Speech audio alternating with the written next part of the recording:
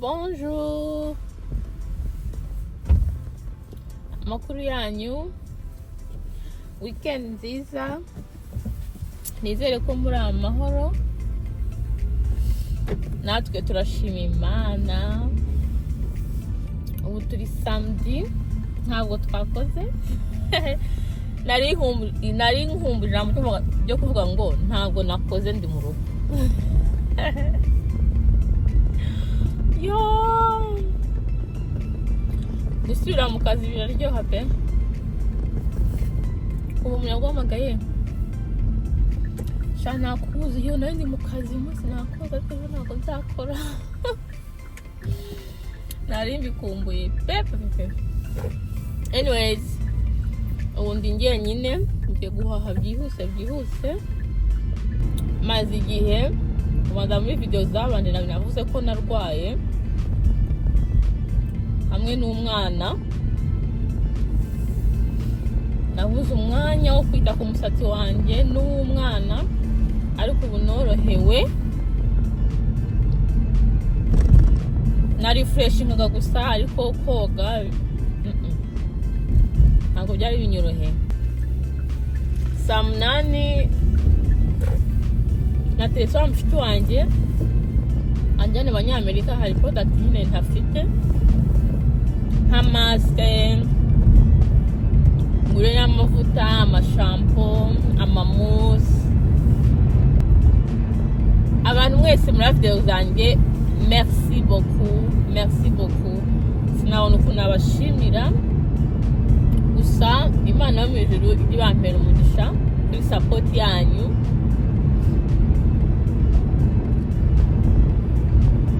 So kandi mujye mwihangana n'ukuri, tuba twakoze video y'iminota mikeya, mujye mwireba muyirangize pe. Iyo mutayirangije nta support nyine birimo ihagije. So rero reka nihute ku buryo ngera mu rugo nkatekera umwana, nkasiga muryamishije kuko mfite gahunda ya saa 8. Ndareba nafata aga vlog muri mu Banyamerika, mumbuyeho n'aka milkshake kaho. Ndajya kugurayo. Nabonye Abanyamerika ibirungo byo guteka biba bitandukanye n'ibyacu. Urugero nka hano ku Budage usanga nta onion powder dufite, ariko twagira garlic powder, kandi ngewe ntabwo njya tungurusumu, zarananiye. Urumva ndajya muri shop y'imisatsi, niba ngende ndebe muri shop yabo niba hari ibirungo byo guteka nagura. Yeah.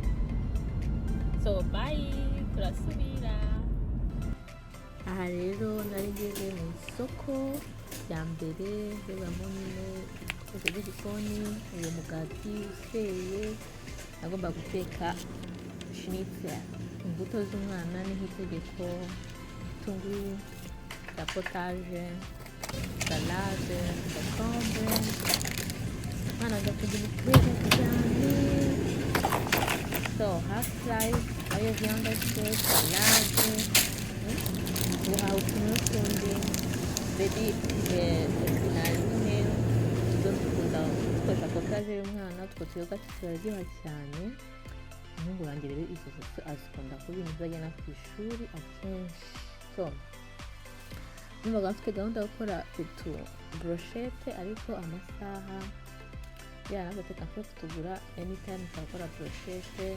Muri iyi minsi harajya mango cyane, umva yaha izo biswi ziraryoha. Nzikundiye zifite mu kazi mu gasakoshi rwose ntabwo zibura. Izo shokola nk'itegeko ziraryoha cyane.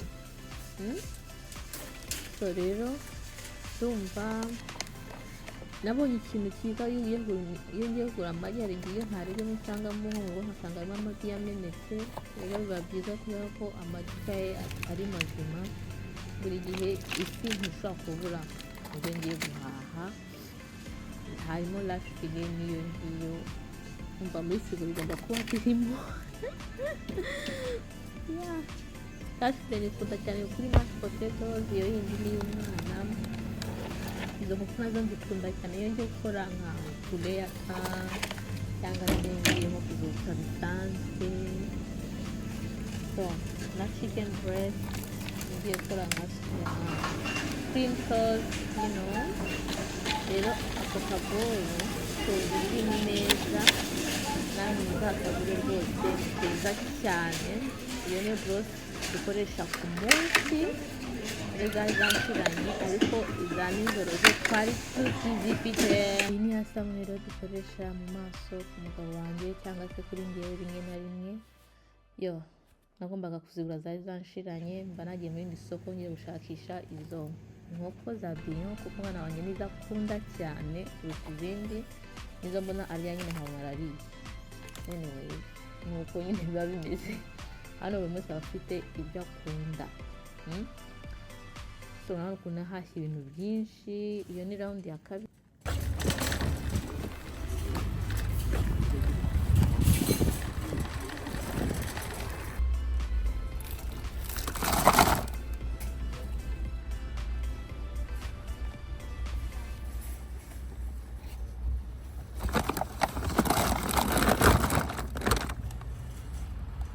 Umwanya wo guteka wari ugeze, sniffer maze kuzoza neza. Nkazumuta n'igipapuro cyo mu gikoni nkashyiraho ifashe nk'ibisanzwe, ubundi nkahita ntangira nyine kuzikubita kugira ngo izikubise kugira ngo zishye vuba zitakugoye. Hari igihe utayikubise neza usanga idahiye neza ugasanga birakomeye. Schnitzel rero nagaye n'inda bagategera byiza nikasemo udupande dutoya. Ibirungo rero nari ngiye gukoresha ahangaha, nangiye gukoresha onion powder, curry, hanyuma nkongera nkashyiramo black pepper, nkashyiramo na paprika nyine y'umutuku kugira ngo biryohe. Nawe abantu mudakunda Schnitzel rwose ndabashishikariza kuyikunda kuko iraryoha kandi n'indya yihuta. Rero kubera ukuntu nihutaga n'agateka muto shyiraho ifarini vuba nyine. Yari byarikata k'amasaha umwana kuryama, ntabwo nyine nabonaga nyine ko umwanya uri kumvikana. Mpita nshyira mu magi, mvana mu magi nshyira mu mugati. Wa mugati naguze kare nyine useye umwe nababwiye. Hariya muri Aldi haba umugati mwiza. So dutangira guteka, murabona ukuntu usa neza. Ntabwo Schnitzel nyine izabona yabaye umukara cyane, ntukazi niba iba gold bitewe n'umugati wowe waguze. Uri kubibona? Wow, birasa neza. So rero round ya mbere hano yari yatunganye, urabona ko irasa na gold. Hari imigati itaba imeze neza cyane. Umwanya wanjye rero numvaga ashaka kijima. Boss yagombaga gufata ibyo yifuza, nanjye ngafata ibyo nifuza. Ariko umwijima hano urahenda mana yanjye. Udupande 4 amayero niba ari 10, 15, numva ni menshi. Nazatereka nyine nshyiremo spices nyine black pepper. Ariko mbere nari nabanje kuwushyira mu mata iminota 5 kugira ngo ushye nawo byihuse, ako ni akandi kabanga. So rero nari ngiye gutunganya umwijima wanjye, mpite enjoyinga, mpita mfata umuhanda njya mu Banyamerika nk'uko nabivuze muri intro.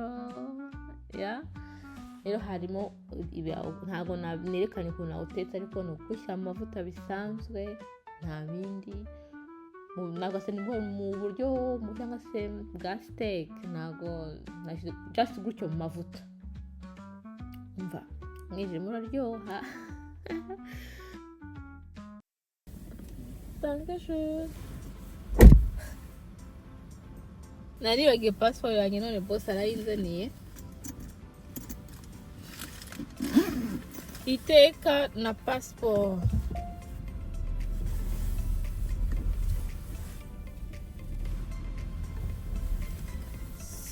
So, reka nyaruke. Hanyuma turasubira. Harakonje. Ni hano ngura. Nyine winjiriramo hariya. Muri twinjiragamo hano. So, wenn du winjirire.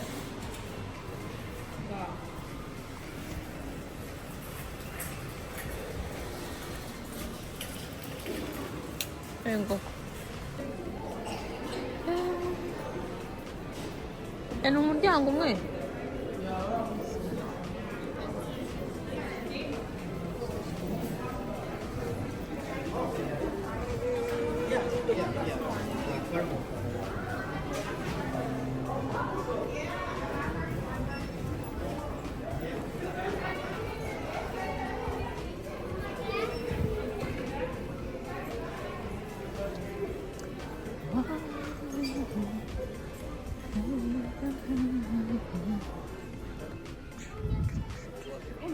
Mbega imyenda myiza y'abana. Oh. Wow. Hano harimo imyenda myiza y'abana. Hano ni mu myenda ya sport. Sport side. Tugeze mu misatsi.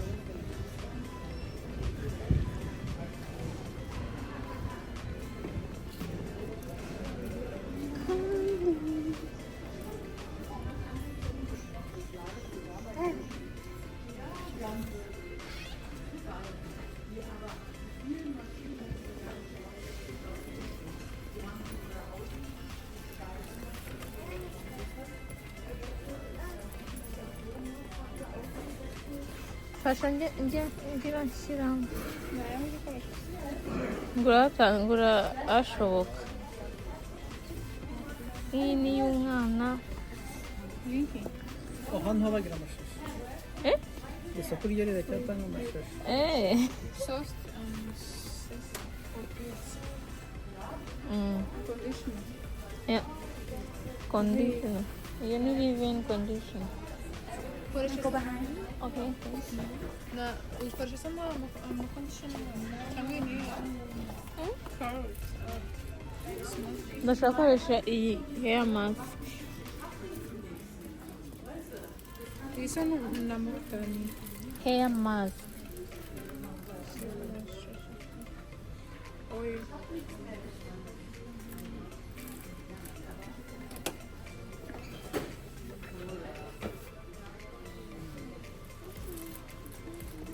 Wash and go.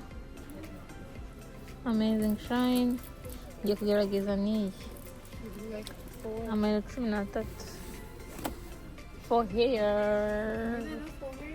Nyine iyo ugiye gukora wash and go. Wakundi. Gana ngire ni Okay. Shampoo ndacyayifite. Iyi marike ndayikuraho mwaka byara. Yashizemo. Oya.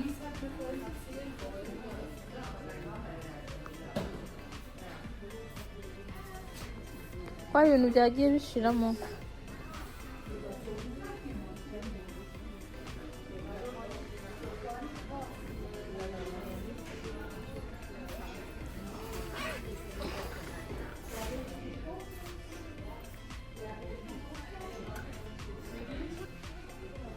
Ukuntu ino marike ihenda.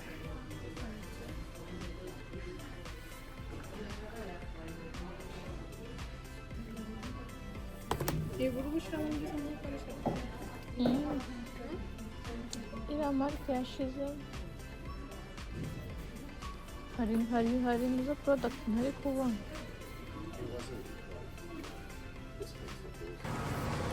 ese wambaye sandals ko hadakonje I'll be there. wambaye sandals ko hadakonje kubona ari nziza tuhaye nanjye nzahaye ariko urirata ariko man iri bibiri ukatugenda waka isi ya uri urusenda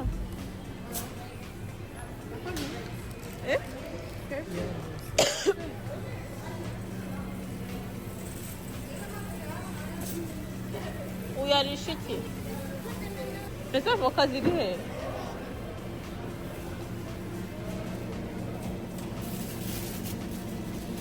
urwo urusenda umuntu arufata gute ni amadolari 6 iyo barayingurisha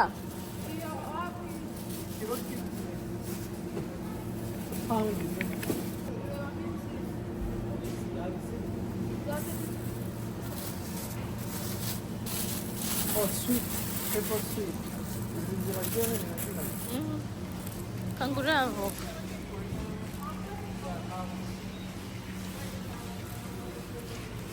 ugura wowe ufata izihe nizo wadukayeho cya gihe umva ziraryoshye ni iz'amavuta turagura nyinshi ese wowe zibika hehe muri firigo ndazitara wowe zitara hehe hasanzwe ahatutara zisa amavuta amin bajya bazana izintu zitandukanye ese ko ruti rya avoka mfashanye nyine nakubwira n'utungu twara kuri izo ugasanga ko azi ukazareba isuku uryohe zirahiye nazo ni mbisi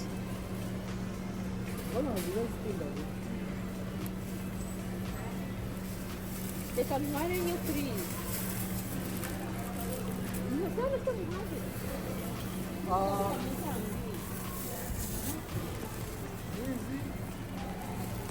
yasibye kugura ibintu byapfuye ntabwo ari ugupfa ni igihu cyazo okay ni izihe furi zanyu mugira ziryoha iki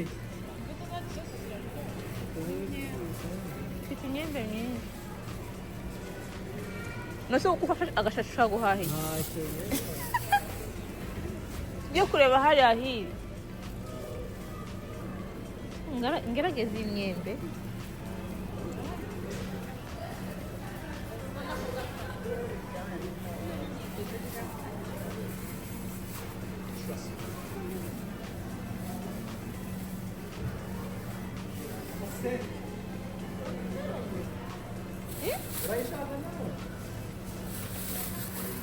iki watermelon iyero yero rigeze